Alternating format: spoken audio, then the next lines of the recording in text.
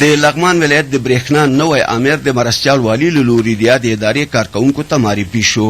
د چنګاښ په 11مه نیټه د لغمان د برېښنا نوی امیر انجینر اکرام الله عابد په داسې حال کې چې د ولایتي شورا غړي حاجي محمد ظاهر حسین خیل د بشري سرچینو رئیس خیبر نیازي قومي مشرانو او یو شمېر مسؤلینو برخه لرله د مرستیال والي الحاج شهزاده مدنیار له لوري د برېښنا ادارې کارکوونکو ته وروپېژندل شو او رسماً یې دنده پیل کړه. په پیل کې د ولایت مقام د بشري سرچینو رئیس خیبر نیازي د برېښنا د نوي امیر د تقرر مکتوب ولوست چې پکې نوموړی د لغمان د برېښنا د نوي امیر په توګه معرفي شوی و. مرستیال والي ښاغلي مدنیار د دې ولایت د برېښنا پخواني امیر خدمتونه وستایل، تغییر او تبدیل د حکومت د اصولو یوه برخه او اصل یاد کړل. نوموړي نوي امیر ته د بریا هیله وکړه او ترڅنګ یې د بشپړې همکارۍ ډاډ ورکړ.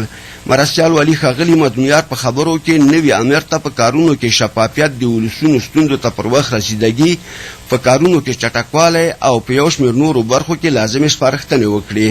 بیا د لغمان د برېښنا نوي امیر انجینر اکرام الله عابد خبرې وکړې. ژمن شو چې تر خپلې وسې او توان د ولایتي ادارې او خپلو همکارانو په ملتیا به په خپله برخه کې په اخلاص او صداقت کار وکړي.